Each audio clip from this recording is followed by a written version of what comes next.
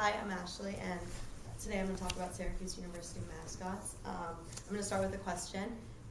Raise your hand if you think that Syracuse University has had one mascot in the past. How many of you think it's had two mascots?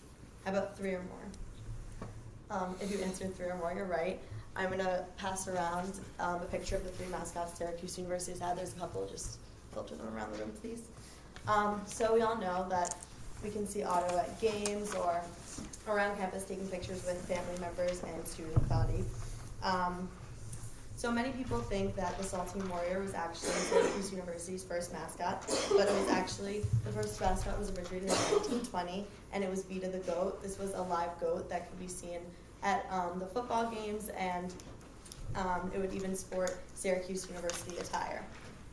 Shortly after, in 1950, the Lambda Chi fraternity brothers decided to dress up as the Saltine Warrior at one of the games, and this started a new tradition and the Saltine Warrior actually ended up being the new Syracuse University mascot.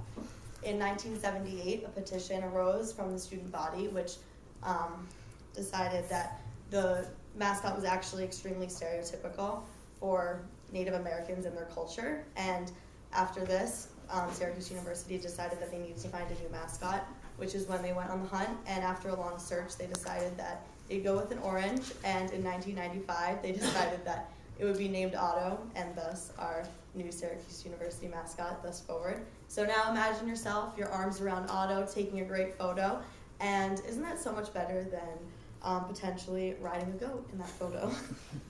Thank you.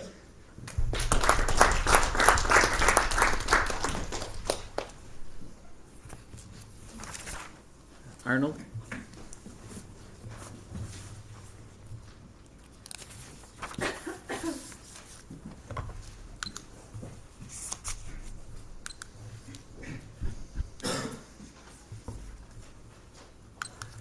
Good afternoon. No matter what your hobbies are, whether it be art, football, scavenger hunts, or even basketball, whatever it may be, it's not every day that you get a chance to witness history.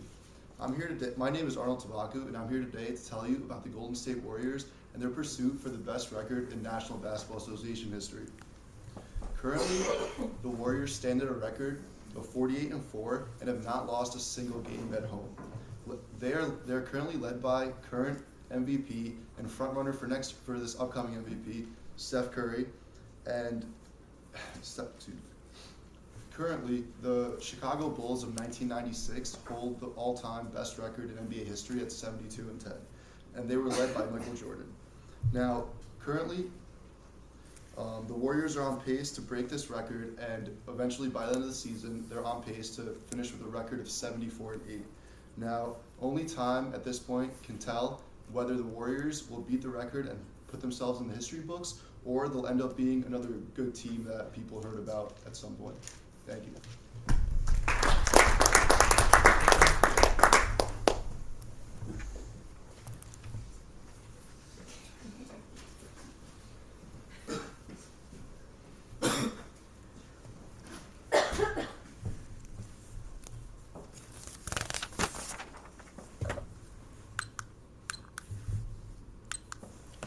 So 2 weeks ago, Professor Wenner announced our informative speech to the class about something we need passionate about.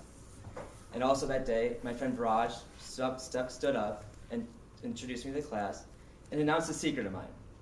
My name is Tyler Tobin, and I do harbor a bird in my dorm room. And today I'm going to tell you guys how to do the same. So the first thing you got to do is go to the pet store. You got to get a cage that's a good-sized cage with a perch so he can stand on, 2 bowls, one for food and for water. Next, you're going to get some toys for the bird. Usually you can get like a ladder, a swing, some ropes that hang from the ceiling. They have to be small enough to fit in the cage and also safe for the bird. After that, you need to get the food. So you have to get the right blend of food. Usually you would ask the employee because they know the best what the right blend for the certain bird is. So once you get all the supplies, you take it back to your dorm room, you set up the cage in the corner, you're ready. So now you have to start your routine.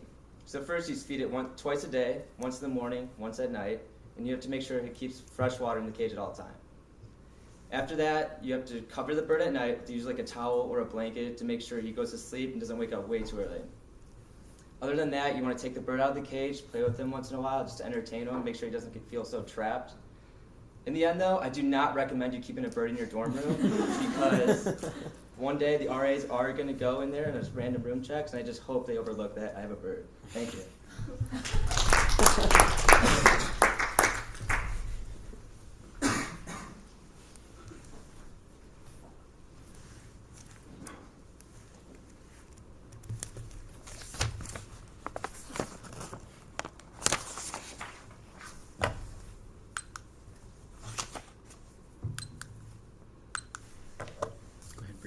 Hi, I'm Bree, and how many of you would know what to do if you were thrown into a pool? Naturally, the answer is to swim, but if you didn't know how to swim, then that would be a major problem. So as you might have guessed, today I'm here to teach you all how to swim. So we're going to start by getting in the pool, going into the shallow end, kind of like moving around, getting a good feel for the water, getting comfortable, because being relaxed and comfortable in the water is a major key to success. Then we're going to grab onto the wall, and we're going to do this with our legs as a simple flutter kick. Once you're comfortable enough with that, we're gonna go a little quicker and move it up to an egg beater kick. Once you get really feeling that, we're gonna let go of the wall and we're gonna be treading water. So you're gonna be there treading water, and then you can get your arms into this, and we're gonna go like this, like a puppy in the pool might. It's known as the doggy paddle. So you're just gonna kind of like swim around, get really comfortable, like know what you're doing to learn how to progress on to the next step. Then we're gonna float on our backs, again doing the egg beater kick. And then we're going to throw in some more movements again. We're going to go like this. And this is known as a backstroke. You might want to do this from end to end of the pool to get super comfortable. And then you can go forward. Just, keep going, and you're pretty much swimming. And now this time, if you're thrown into a pool, you might get confused with Michael Phelps. But again, my name is Bree, and I hope you guys learned a thing or two about how to swim. Thank you.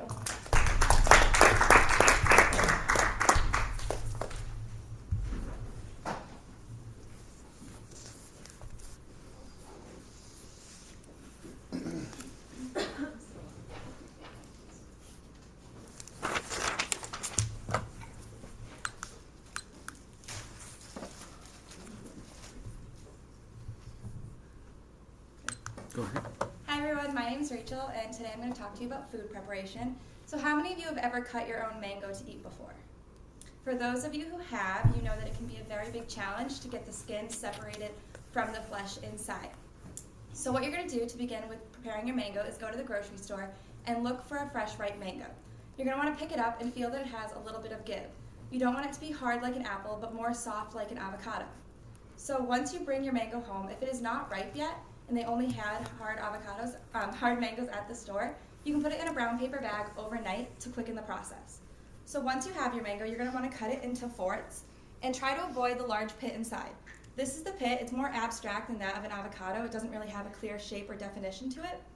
And what you're going to do next is take one of the slices that you have, and I'm going to have Lily here show you how easy it is to peel it using a cup.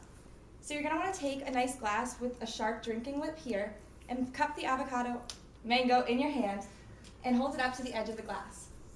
Then you're going to slide the glass up the skin of the mango. Here, it will then slide off into the cup using pressure. And there you have your mango ready to eat, or put into a fruit salad, whatever you prefer. I hope you use this information going forward when cutting your next mango. Thank you.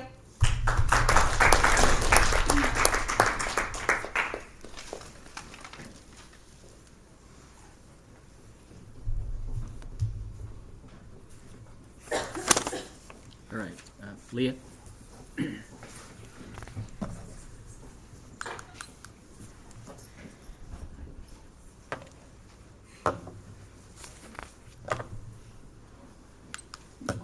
Did you guys hear the joke about the jump rope? Let's just skip it. Although it may seem like a basic playground game, the sport of jump rope is not a joke. Jump rope started out as a training exercise to build strength and stamina for other sports, but in the past 50 years, it has grown to be a nationally recognized sport in over 90 countries around the world. I personally got started when a local jump rope team came to my elementary school when I was in kindergarten, and they performed, and I decided that I wanted to join the team, and I have been a part of the sport ever since. There are two main divisions of the sport. There's the performance and the competitive aspect. So many teams around the country are dedicated to either performance or competitive, but I was lucky enough to join a team that was actually both, so I got the opportunity to compete and perform at different levels like local, regional, national, and even international championship levels. Within competition, there are different types of events, including single rope, which is where one person jumps one rope, and there's also double dutch, where multiple people jump 2 long ropes. There's also freestyle and speed events. So within freestyle, it's kind of judged like ice skating. There's a panel of judges, and they judge based on content, presentation, and density, whereas speed is judged based on how many jumps you can get in a certain amount of time. For the performance aspect, there are different opportunities to travel and perform. So you can do like a halftime show at a professional basketball or football game. You can do performances at school assemblies, conventions, and even Cirque du Soleil shows.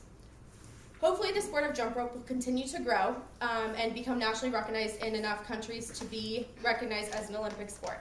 Thank you.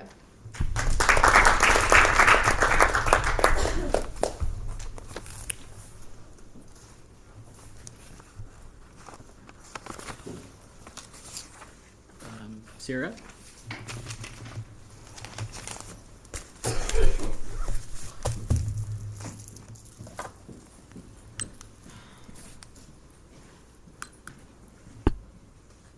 Did you know that around 2.3 million couples get married every year in the United States?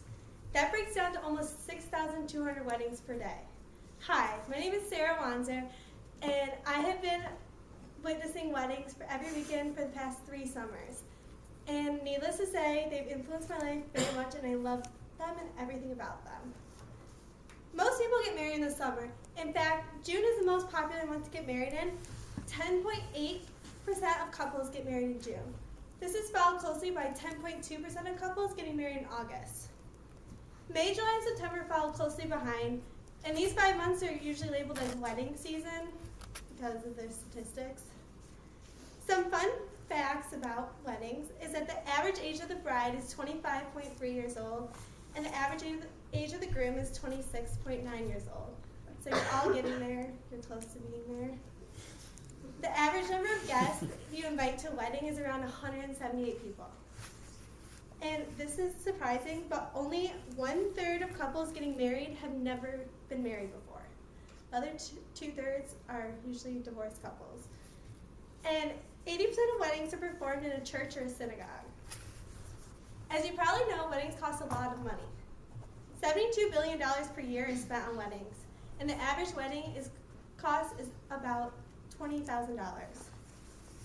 $19 million per year is spent on wedding gift registries, and $8 billion per year is spent on honeymoons. Most wedding guests spend between $70 to $100 on a wedding gift, so start saving now. And one last fact to leave you with is that Las Vegas is actually not the top wedding city in the world.